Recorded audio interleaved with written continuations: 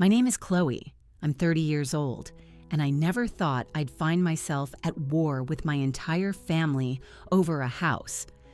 For a solid decade, I visited my grandma Beatrice every single Sunday, while my sister Megan couldn't even be bothered to call. So when Grandma passed away and left me her charming old Victorian home, I thought everyone would understand her reasoning. I was completely wrong.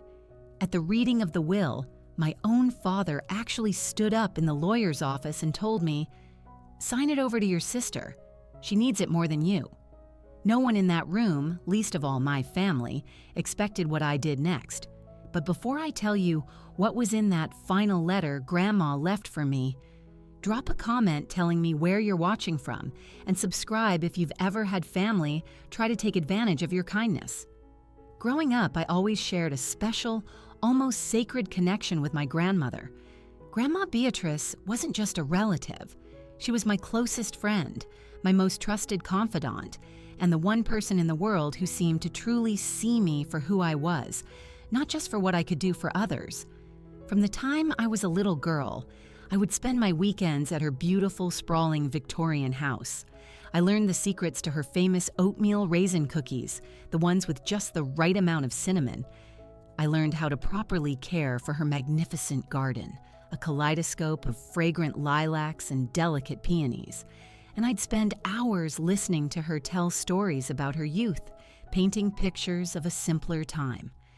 When I started physical therapy school, a demanding and all-consuming pursuit, those weekend visits solidified into our sacred Sunday routine.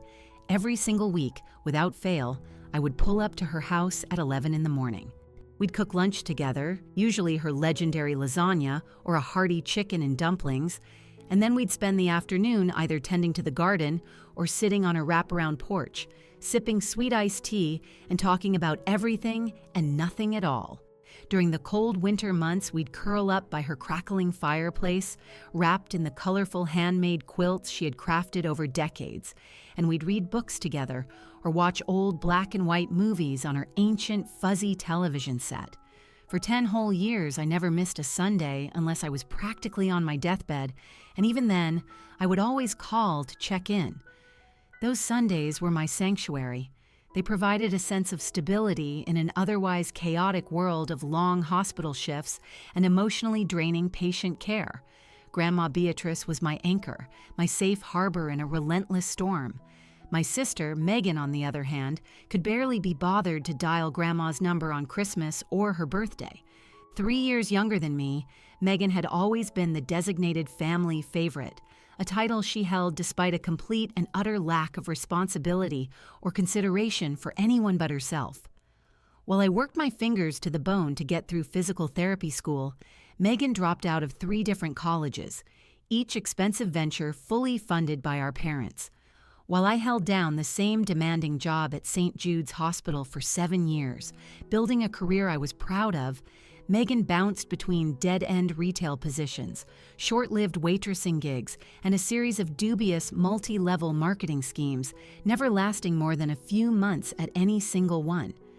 "I'm finding myself," she would declare dramatically, whenever anyone dared to question her life choices. By the time she was 29, her only consistent achievement was consistently letting down everyone who ever relied on her. Our parents, Karen and Robert, enabled this behavior at every single turn. When Megan couldn't make her rent, they paid it without a second thought. When she maxed out yet another credit card on frivolous purchases, they quietly settled the debt. When she needed a new car after totaling her previous one while texting and driving, they co-signed the loan for a brand new one. Meanwhile, I had put myself through school with a combination of scholarships and student loans, bought my modest but reliable Honda with my own savings, and rented a small but clean 1-bedroom apartment 15 minutes from the hospital where I worked grueling hours. The pattern was always infuriatingly the same. Megan would create a vortex of chaos, and everyone would turn to me, expecting me to be the bigger person, the peacemaker. When Megan borrowed my expensive prom dress and returned it with a huge, unfixable wine stain, I was told to just let it go. When she borrowed money from my graduation fund and never paid it back, I was sternly told that family, helps family. When she showed up 3 hours late to my physical therapy school graduation because she was hungover, I was expected to just understand because, as they always said with a sigh, that's just how Megan is. Grandma Beatrice was the only one who saw through this toxic dynamic. You know, Chloe, she told me one afternoon while we were carefully planting tulip bulbs for the coming spring, being the reliable one is both a blessing and a curse. People learn to take advantage of those they know will never let them down. She looked at me then, her wise, clear blue eyes seeming to see straight into my soul. Just remember that your worth isn't measured by how much you give to people who only know how to take. When Grandma's health began to decline last year, there was never any question about who would step up. I immediately took family and medical leave from the hospital to become her full-time caregiver in her final months. I administered her complex cocktail of medications, drove her to countless doctor's appointments, and spent hours in the kitchen trying to cook meals that might tempt her failing appetite. I sat with her through the long, painful nights when sleep wouldn't come. I read to her when her eyesight grew too poor for her to enjoy her beloved books, and I helped her write letters to old friends she wanted to say a final goodbye to. Megan visited exactly once during those 3 long months. She stayed for 45 minutes, spent most of that time scrolling through her phone, and left early because she had plans. Our parents visited more frequently, but always with the unspoken expectation that I would handle all the difficult, messy parts of caregiving. When Grandma Beatrice passed away peacefully in her sleep, with me holding her hand, I felt a piece of my heart break off and disappear forever. At the funeral, Megan cried with dramatic, heaving sobs, telling anyone who would listen how incredibly close she and Granny Beatrice had been. I was too numb with grief to even think of calling her out on her shameless performance. The tension in the family was immediate and palpable. The day after the funeral, my mother called to ask if Grandma had mentioned anything about her will. "Megan's really counting on getting some help from this," she said, not even trying to be subtle. "You know how tight things are for her and the kids right now." I honestly had no idea what Grandma had planned. We had never once discussed her will or any inheritance. Our precious time together had been about living, not about preparing for her death. All I knew was that whatever happened, the loss of her presence in my life would leave a void that no house or sum of money could ever fill. Little did I know that my grandmother's final act of love would force me to finally stand up for myself against the family that had taken me for granted for my entire life. The reading of the will was scheduled for a Tuesday afternoon at Mr. Davies' law office downtown. I arrived 15 minutes early, my hands clutching a damp tissue, and my heart heavy with a grief that still felt raw and overwhelming.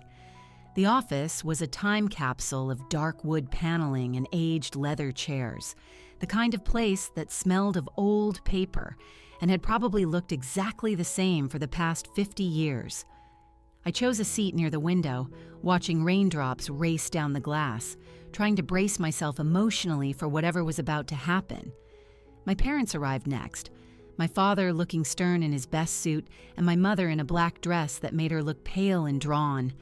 They both hugged me briefly, a stiff and formal gesture, before taking seats across the room, whispering to each other in that conspiratorial way they always did when they were strategizing. Megan arrived last, of course, a full 10 minutes late, with her boyfriend Kyle in tow. I was surprised she had brought him, since he'd never even met Grandma Beatrice. He was her latest soulmate in a long, revolving line of questionable relationships. Kyle had a sleeve of garish tattoos and worked sporadically as a bartender. They'd been dating for a mere 4 months, and Megan had already moved herself and her 3 kids from 2 previous relationships into his small apartment. Megan barely gave me a nod of acknowledgement. Instead, she pulled out her phone and immediately started texting, her long acrylic nails clicking loudly against the screen. Her entire posture made it clear that this was just a chore she wanted to get over with as quickly as possible. Mr. Davies entered the room precisely at 2 o'clock, carrying a thick folder and wearing glasses that kept sliding down his nose. "Thank you all for coming today," he began formally. "We're here to discuss the last will and testament of Beatrice Margaret Vance. Before I begin, I'd like to express my personal condolences. Beatrice was a client of mine for over 30 years, and I considered her a dear friend as well." He opened the folder and began to read through the formal legal language. Small personal items were distributed among various family members. My mother received Grandma's pearl necklace and some antique jewelry she had always admired. My father got her prized collection of first edition books. Various cousins and my Aunt Carol were mentioned for smaller bequests. Then Mr. Davies cleared his throat and adjusted his glasses, his eyes finding mine.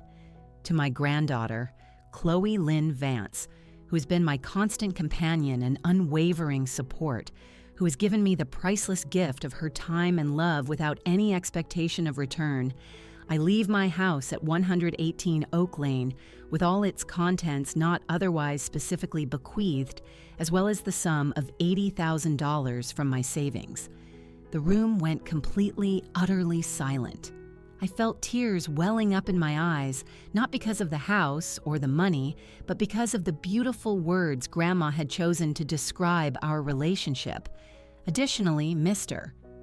Davies continued, "To my granddaughter, Megan Jean Vance, I leave the sum of $15,000, with the sincere hope that she will use it wisely to secure a more stable future for herself and her children."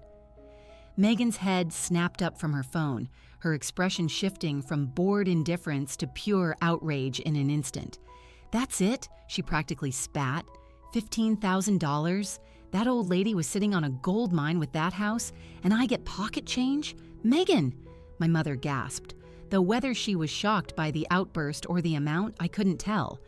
Mr. Davies continued reading as if there had been no interruption, going through some charitable donations Grandma had arranged. When he finally finished and closed the folder, my father stood up abruptly. "There must be some kind of mistake," he said, his voice tight with controlled anger. "Beatrice knew that Megan has 3 children and is struggling financially. Chloe is single with a good job. This distribution makes no sense whatsoever." Mr. Davies removed his glasses, his expression firm. "I assure you, Mr. Vance, your mother was of perfectly sound mind when she made these arrangements. We reviewed this will multiple times, and she was very clear about her wishes." My father then turned his glare on me, his face flushing a deep red. "Chloe, you need to do the right thing here. Sign the house over to your sister. She needs it more than you do." I sat there in stunned silence, unable to process what was happening. We were supposed to be mourning my grandmother, remembering her life, honoring her final wishes. Instead, this had immediately devolved into a greedy squabble over her possessions. "Dad, I don't think," I started to say, but Megan cut me off. "You already have a perfectly good apartment," she snapped. "What do you need a 4-bedroom house for? I have 3 kids crammed into a 2-bedroom apartment with Kyle. You're just being selfish." My mother joined in, her voice taking on that familiar, guilt-inducing tone she had perfected over the years. "Honey, your sister has Lily, Jaden, and Mason to think about. They need a stable home with a yard. You know your grandmother would want those children to have a good place to grow up." I looked around the room in disbelief. Kyle was now standing with his arms crossed, looking at me as if I were some kind of monster. My Aunt Carol and Cousin Jessica, who had been quiet until now, exchanged uncomfortable glances.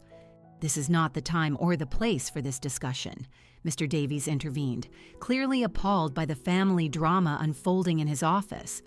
"The will is legal and binding. If you have concerns about its validity, you are welcome to contest it in court, though I must advise you that Beatrice took every possible precaution to ensure her wishes would be respected." My father dismissed this with an impatient wave of his hand. "We don't need courts. We're a family.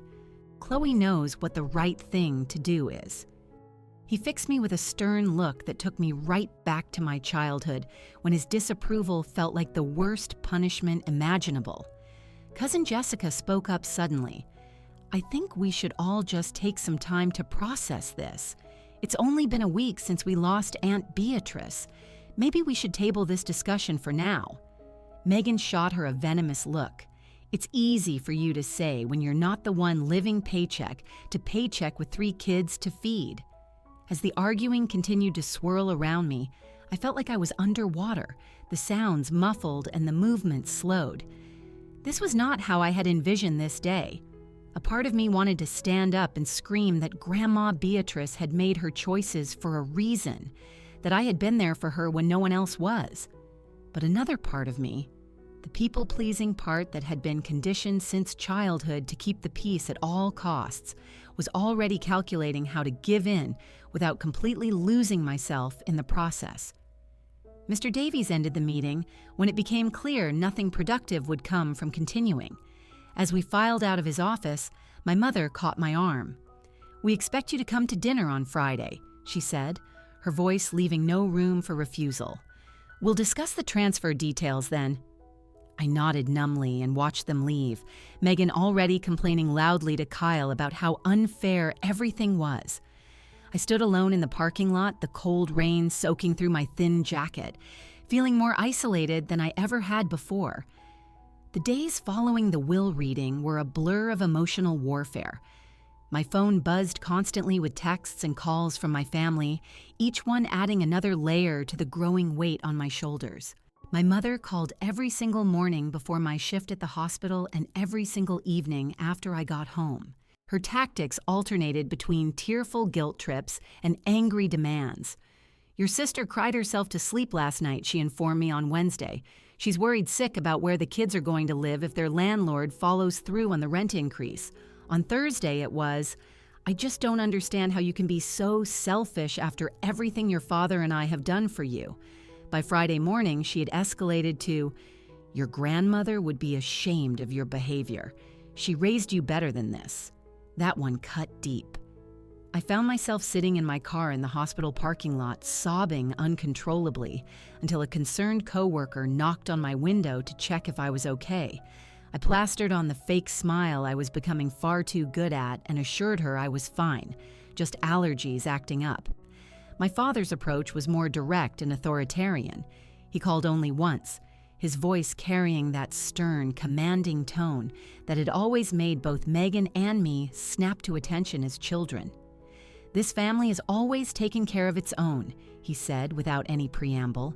"Your mother and I sacrificed everything to give you girls the best life possible. Now it's time for you to do your part. Megan needs this house, Chloe. It's not a request." Meanwhile, Megan launched a social media campaign that made my stomach turn.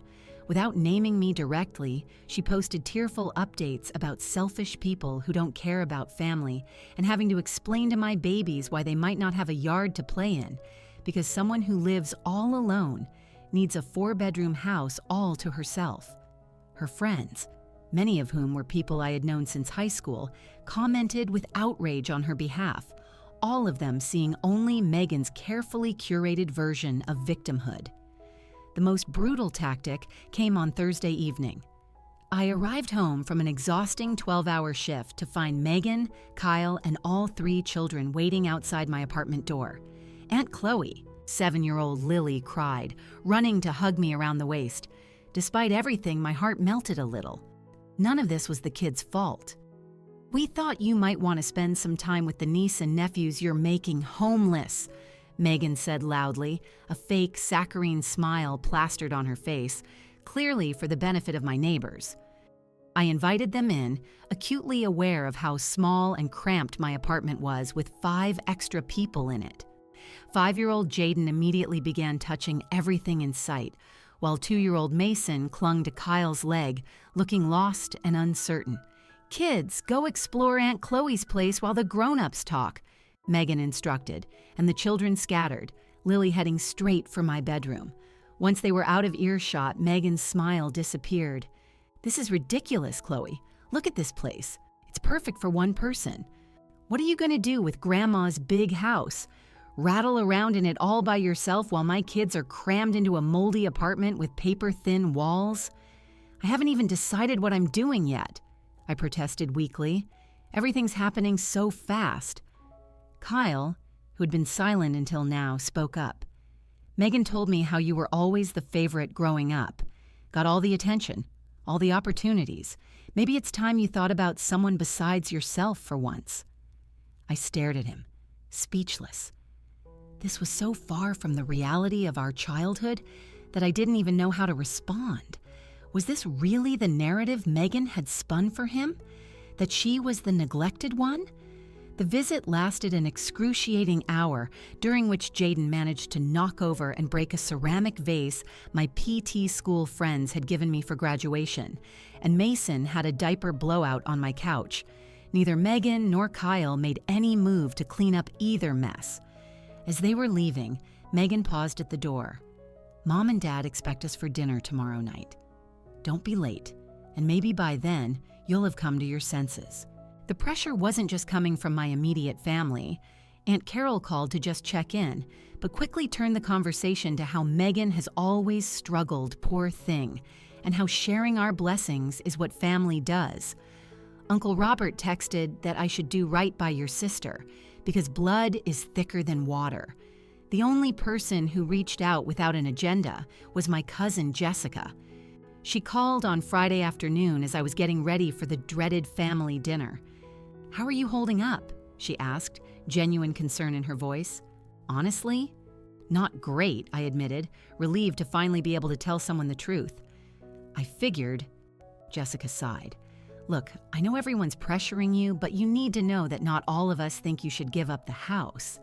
Grandma Beatrice left it to you for a reason." "You think so?" I asked, embarrassed by how small and broken my voice sounded. "I know so. I saw how you were with her, Chloe, every Sunday for years, and then practically moving into her house when she got sick. Megan showed up once in 3 months and then cried at the funeral like they were best friends.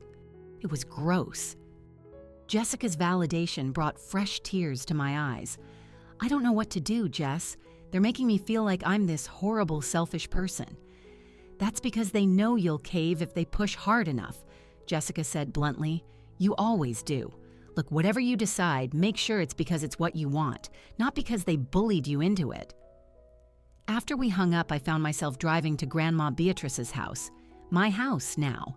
Legally, if not yet emotionally. I hadn't been back since before the funeral, and pulling into the driveway felt surreal. The garden was already starting to look neglected. The rose bushes needed pruning, and the porch had a scattering of dead leaves that Grandma would never have tolerated. I used the key that Mr. Davies had given me and stepped inside. The house smelled like Grandma, a comforting mixture of lavender, old books, and the lemon polish she used on the antique furniture. I moved through the room slowly, trailing my fingers over familiar surfaces. In the kitchen, her apron still hung on the hook by the pantry. In the living room, her reading glasses lay on the side table next to her favorite armchair, a bookmark still protruding from the mystery novel she would never finish. Standing in her bedroom doorway, looking at the neatly made bed with its hand-stitched quilt, I felt her absence like a physical ache, but I also felt something else, a growing certainty that Grandma Beatrice had known exactly what she was doing. She hadn't left me this house to cause family strife or to play favorites. She had done it because this house had been filled with love between us, and she wanted that love to continue after she was gone. As I left, locking the door behind me, I felt torn between the loyalty I felt to Grandma's wishes and the lifetime of conditioning that told me keeping the peace was my primary responsibility. I got in my car and headed to my parents' house for dinner, still unsure of what I would do, but feeling the first stirrings of a resolve I hadn't known I possessed. I arrived at my parents' house at exactly 6:30, the time my mother had specified. The familiar colonial where Megan and I had grown up looked the same as always, with its blue shutters and neatly trimmed hedges. My father's Buick was in the driveway, along with Megan's perpetually messy SUV. As I parked behind them, I took a deep breath, trying to prepare myself for what I knew would be an ambush disguised as a family dinner. The moment I walked through the front door, The tension hit me like a physical force.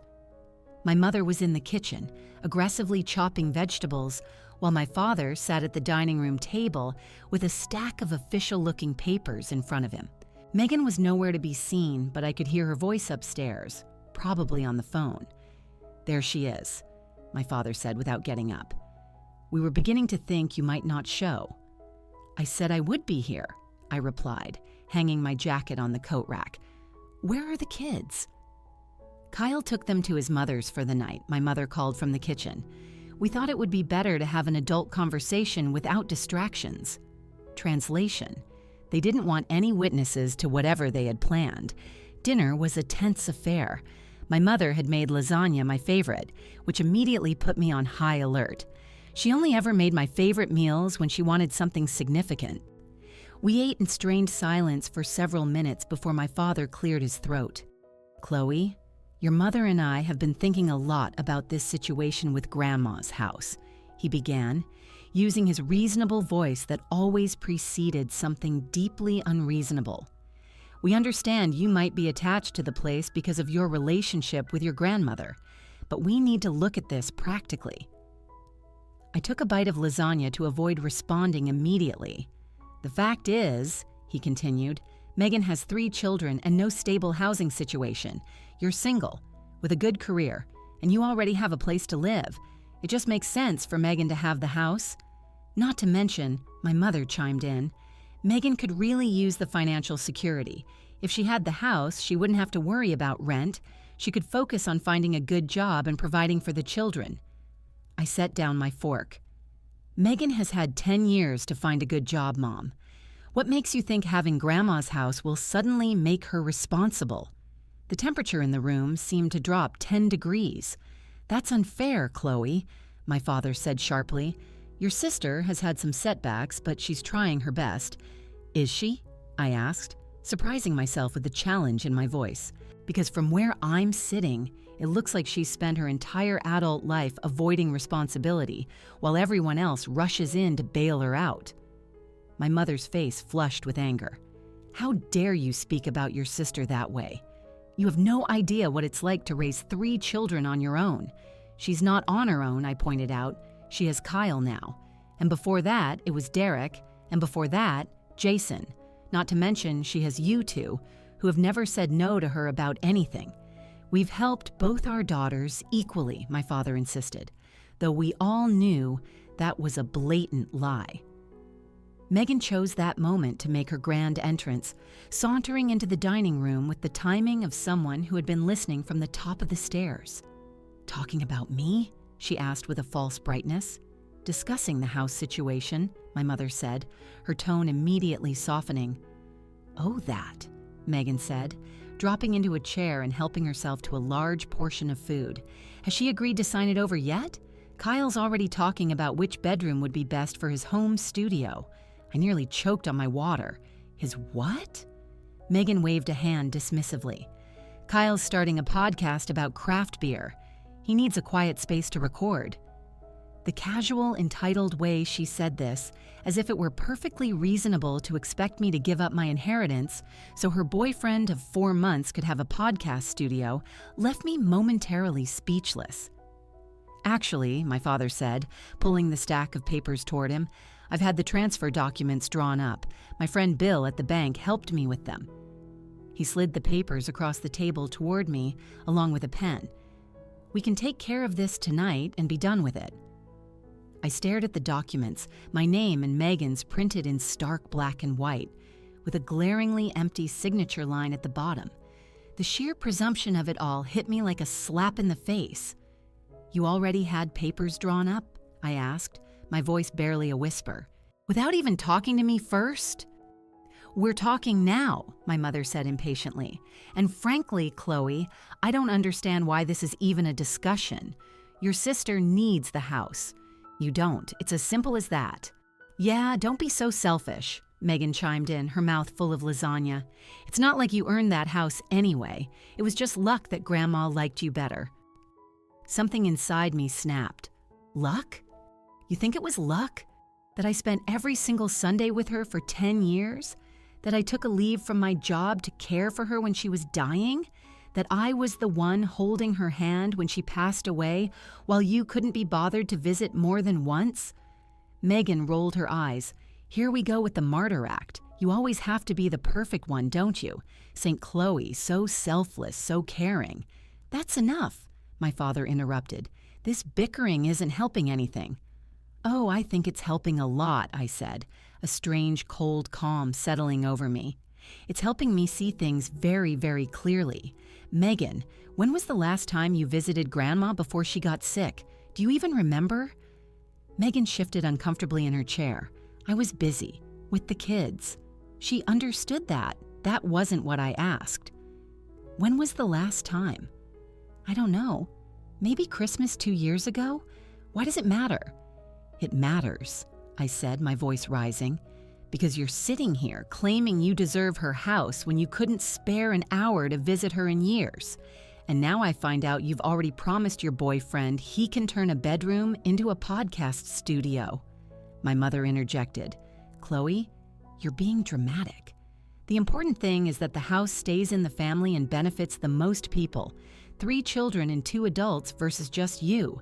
The math is simple.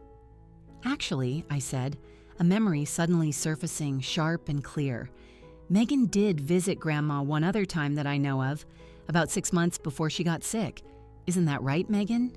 Megan's face went blank for a moment before her eyes narrowed. I don't know what you're talking about. Grandma told me about it. She said you stopped by unexpectedly on a Tuesday. She was so excited to see you that she made your favorite lemon bars from scratch. But it turned out you weren't there for a visit at all, were you? You needed money because you'd maxed out your credit card again. That's a lie, Megan said, but her flushed face told a different story. Grandma offered to help you, I continued, the details coming back clearly now. But she had conditions. She said you would need to show her a budget and start paying down your debt responsibly. She even offered to pay for financial counseling for you. But you got angry and left without even eating the lemon bars she'd made. She cried when she told me about it. The room went silent. My father looked at Megan with a question in his eyes, but she avoided his gaze. Is that true? He finally asked. She was trying to control me, Megan muttered, acting like I was some irresponsible child. Because you are acting like an irresponsible child, I said, my voice finally breaking free. You've been acting like an irresponsible child your entire adult life, and everyone in this family has enabled it, including me. Well, I'm done. I stood up, pushing my chair away from the table. Grandma Beatrice left me that house because she knew exactly what would happen if she left it to you, Megan. It would be mortgaged to the hilt within a year to pay off your debts or sold to fund whatever get-rich-quick scheme you or your boyfriend came up with next. How dare you? My mother gasped. No, how dare all of you? I fired back. Grandma has been gone for barely 2 weeks, and instead of honoring her wishes, you're trying to bulldoze over them because it's more convenient for you. Because God forbid Megan ever has to face the consequences of her own choices. My father stood up now, too, his face a mask of rage. That is enough, Chloe. You've made your point. But I want to be very clear about something. Either you sign those papers and do right by your sister, or you are no longer welcome in this family. It's that simple. The ultimatum hung in the air between us, brutal and final. I looked at my father's stern face, my mother's tight-lipped disapproval, and Megan's smug, triumphant expression. In that single awful moment, I saw with perfect clarity what my future would look like if I gave in now. A lifetime of being taken advantage of having my boundaries ignored, of being expected to sacrifice my own needs for Megan's endless wants. Without another word, I picked up my purse and walked out, ignoring my mother's shocked cry of Chloe behind me. I got in my car and just drove. With no destination in mind, tears streaming down my face as the devastating realization hit me. I might have just lost my entire family. I ended up at a small, deserted park near my apartment, sitting on a cold bench in the dark, trying to process the wreckage of what had just happened. My phone buzzed repeatedly with calls and texts from my mother, all of which I ignored. Eventually, a text from my father came through. "Your mother is very upset. When you've calmed down and are ready to be reasonable, call us." Reasonable. I was always expected to be the reasonable one, the one who gave in, who compromised, who put everyone else first. When had anyone in my family ever stopped to consider what I wanted or needed? I sat there until well after midnight, the emotional exhaustion of the past 2 weeks finally catching up to me. When I finally went home, I fell into bed, fully clothed, and slept a deep, dreamless sleep for the first time since Grandma died. I woke the next morning with swollen eyes and a strange, unexpected sense of calm. As I was making my morning coffee, a memory floated into my mind, something Grandma Beatrice had said to me during one of our last conversations. "Chloe," she had said, her voice weak but her eyes still sharp as ever, "I put something away for you. When the time comes, look in our book. You'll know what to do. Our book." She meant Pride and Prejudice, the Jane Austen novel we had read together countless times over the years. I had brought her worn copy back to my apartment after she died, unable to part with something that held so many precious memories of our time together. With trembling hands, I took the worn hardcover from my bookshelf and began carefully flipping through the delicate yellowed pages. At first, I saw nothing unusual, just the familiar text with Grandma's occasional notes scribbled in the margins. Then, just as I reached the chapter where Elizabeth Bennet refuses Mr. Darcy's first proposal, always Grandma's favorite part, I found it. A sealed envelope tucked carefully between the pages. My name was written on the front in Grandma's elegant, familiar handwriting. Inside was a letter, dated just 2 weeks before she died.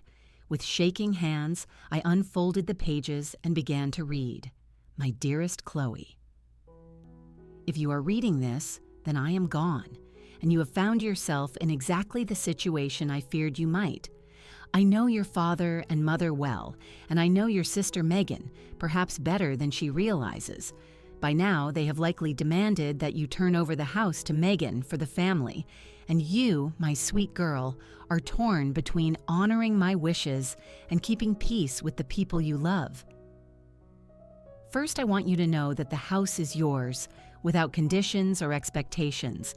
What you choose to do with it is entirely your decision, and I will not think less of you no matter what you decide. But I hope you will indulge an old woman's last bit of advice. Throughout your life, I have watched you sacrifice your own happiness and needs to keep others content. I've seen you give in to Megan's demands since you were both small children. I've seen you accept your parents' favoritism without complaint. I've seen you put your own dreams on hold to be there for others who would not do the same for you. Chloe, my sweet girl, your compassion is your greatest strength, but when it is misused, it becomes your greatest vulnerability. There are people in this world, even people we love, who will take and take until there is nothing left if we allow them to do so. Megan came to see me last year, not out of concern for my well-being, but because she needed money. When I suggested that I would help her if she would take steps toward financial responsibility, she became angry. She told me that I owed her because I had always favored you. She said that the least I could do was make things fair by giving her money without strings attached. What Megan fails to understand is that love is not about keeping score or making things even. It's about building relationships based on mutual respect and care. The bond you and I share wasn't created by DNA or obligation. It was built Sunday by Sunday, conversation by conversation, through shared laughter and tears, and the simple, priceless gift of your presence in my life. I have left Megan a sum that I believe is generous, considering our relationship. I have left you my home because you are the one who helped make it a home, even as my own body was failing me. It is my hope that you will fill it with the same love and warmth that you brought to my final years. But more than the house itself, I hope I have left you with the courage to stand firm in your own worth. You do not exist to fix Megan's problems or to fulfill your parents' expectations. You exist to live your own life with joy and purpose. If they cannot accept your right to the inheritance I have freely given, then perhaps it is time to create some distance, not out of anger or resentment, but out of self-preservation and respect for your own needs. Remember what we read together in Austin. I am only resolved to act in that manner which will, in my own opinion, constitute my happiness. It is time for you to constitute your own happiness, my darling girl, even if others do not understand. I am so proud of the woman you have become, and I am at peace knowing that my home will be in the care of someone who truly loved it, and me for all the right reasons. All my love, Grandma Beatrice. By the time I finished reading, tears were streaming down my face, but they were different from the tears of the night before. These were tears of release, of recognition, of a truth I had always known deep down but had never been brave enough to acknowledge. Grandma Beatrice had seen it all. The pattern of my giving in, of Megan taking, of my parents enabling the whole toxic cycle. And in her final act of love, she had given me not only her home, but also the permission I desperately needed to break the pattern that had defined my family relationships for so long. I read the letter 3 more times, each reading, strengthening my resolve. Then I sent a single text message to my parents and Megan. We need to talk. All of us. Tomorrow at 2 p.m. at Grandma's house. Please be on time. My mother called immediately, but I let it go to voicemail. This conversation needed to happen in person, on my terms, and I needed time to prepare. I spent the rest of the day gathering my own evidence, records of my visits to Grandma, the FMLA paperwork from when I took leave to care for her, photos of our Sundays together over the years. I wasn't sure if I would need them, but having them made me feel more secure in my position. That night, I slept at Grandma's house, my house for the first time. Lying in the guest bedroom, not quite ready to sleep in Grandma's room yet, I felt a sense of peace settle over me. This house held so much love. I could almost feel Grandma's presence surrounding me, giving me strength for what was to come. The next day, I woke early and spent the morning cleaning.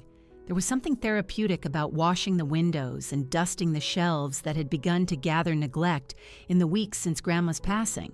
By 1:30, the house was spotless. A vase of fresh flowers from the garden sat on the coffee table, and I felt as ready as I would ever be. My parents arrived exactly at 2, as always. Megan was 15 minutes late, and thankfully without Kyle this time. I invited them all to sit in the living room, the formal space where Grandma had entertained guests on special occasions. "Thank you for coming," I began, my voice steadier than I expected. I know things got heated at dinner the other night, and I apologize for walking out, but I think it's important that we clear the air about this situation once and for all. "We agree," my father said, his tone making it clear he expected this meeting to end with me signing over the house. "I've given this a lot of thought," I continued, "and I've come to a decision about Grandma Beatrice's house." Megan leaned forward expectantly, a triumphant smile already forming on her lips. "I will not be signing it over to Megan or anyone else. I will be keeping the house, as Grandma intended." The smile vanished from Megan's face. "You selfish but—" "Let me finish," I interrupted with a firmness that surprised even me. "This isn't about being selfish. This is about respecting Grandma's wishes and breaking a pattern that hasn't been healthy for any of us." I reached into my bag and pulled out Grandma's letter. Grandma left this for me. She knew exactly what would happen after she was gone, and she wanted to make sure I had the strength to stand up for myself. I began to read the letter aloud, my voice occasionally catching on the most emotional parts, but I pushed through to the end. When I finished, the room was silent. My mother was the first to speak, her voice tight with anger. "I can't believe she would write such things about her own family. This is manipulation from beyond the grave." "It's the truth, Mom," I said quietly, And I think deep down, you know it is. The truth is that your sister needs this house more than you do, my father insisted, though I could see a flicker of uncertainty in his eyes for the first time. What Megan needs, I said carefully, is to learn how to stand on her own 2 feet. What she needs is for us to stop solving her problems for her and start expecting her to solve them herself. That's easy for you to say, Megan snapped. You've always had everything come easy to you. I stared at her in disbelief. Easy? You think physical therapy school while working part-time was easy? You think holding down a demanding job for 7 years while you've bounced between a dozen different schemes is easy? You think watching Grandma die was easy? Girls, please, my mother interjected. This isn't helping. Actually, I think it is, I said.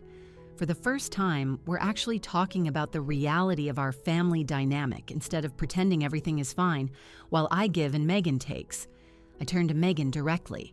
I love you. You're my sister. But Grandma was right. This isn't about keeping score or making things even. This is about respect. You haven't respected Grandma's wishes, and you haven't respected me or my relationship with her. So that's it? My father demanded. You're choosing a house over your family? No, Dad. I'm choosing to honor Grandma's wishes and to value myself enough to stop being everyone's doormat. And if you truly see that as choosing a house over family, then maybe we need to re-examine what family really means to all of us. My mother began to cry, which would normally have been my cue to back down, to apologize, to give in. But Grandma's words echoed in my mind. Your compassion is your greatest strength, but when misused, it becomes your greatest vulnerability. I'm not doing this to hurt anyone, I said more gently, but I need you all to understand that this decision is final. The house is mine, and I'm keeping it. Megan stood abruptly, her face flushed with anger. Fine, keep your stupid house. But don't expect me to pretend everything is okay between us. As far as I'm concerned, you're not my sister anymore. She stormed out, slamming the front door behind her. My father stood more slowly. You're making a mistake, Chloe. A family divided against itself cannot stand. I'm not dividing the family, Dad. I'm just refusing to be the only one who ever compromises. He shook his head sadly and helped my still crying mother to her feet. When you come to your senses, you know where to find us. After they left, I sat alone in my living room, emotionally drained but feeling lighter than I had in years. For the first time in my life, I'd stood my ground against the full force of my family's manipulation. It hurt, yes, but beneath the pain was a growing sense of pride and self-respect that I realized had been missing for far too long. Whatever happened next, I knew one thing for certain. Grandma Beatrice would have been proud. 3 weeks passed in complete silence. No calls, no texts, not even passive-aggressive social media posts from Megan. The quiet was both painful and strangely liberating. For the first time in my adult life, I wasn't arranging my schedule around family obligations or fielding crisis calls from my sister. I had space to breathe, to think, to begin settling into my new home. I spent my weekends painting, planting new flowers in Grandma's garden, and gradually moving my belongings from my apartment.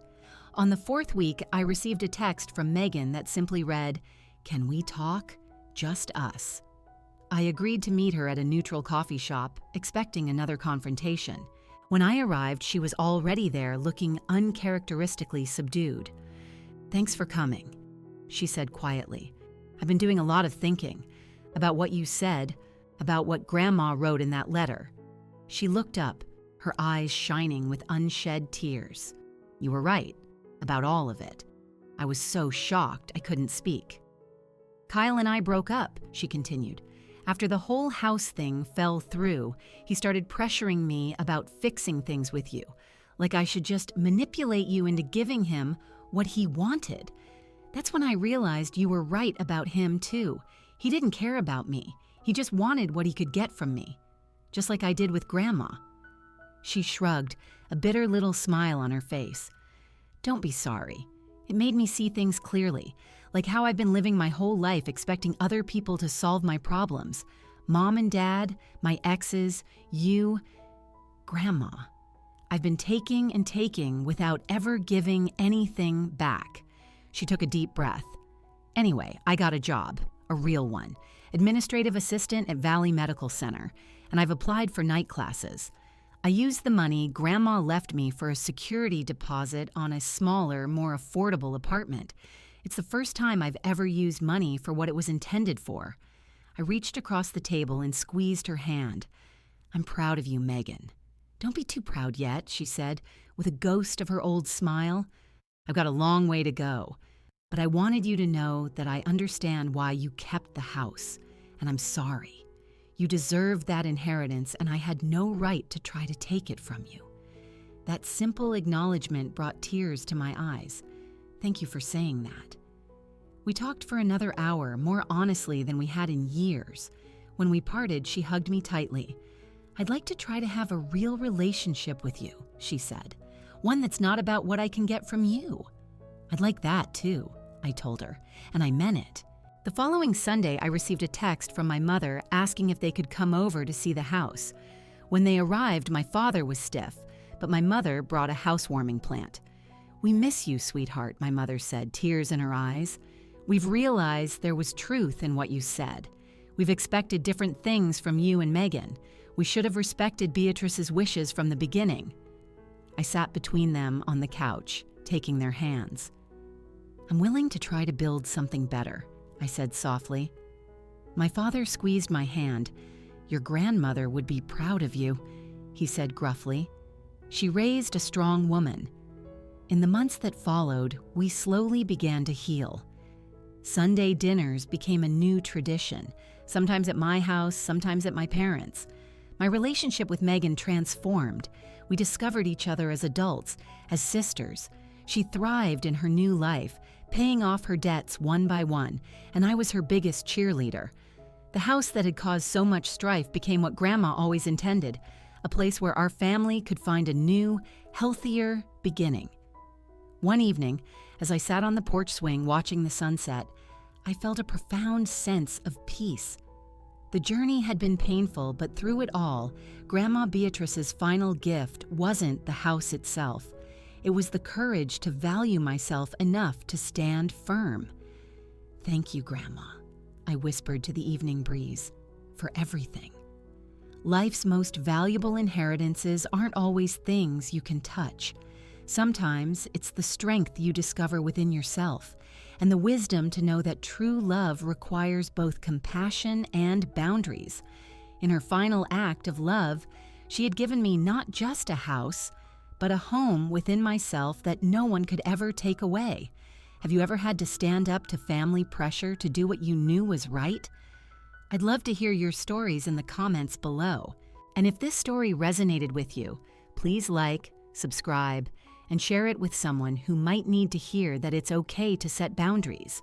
Thank you for listening to my journey. And remember, sometimes the greatest act of love is having the courage to honor your own worth.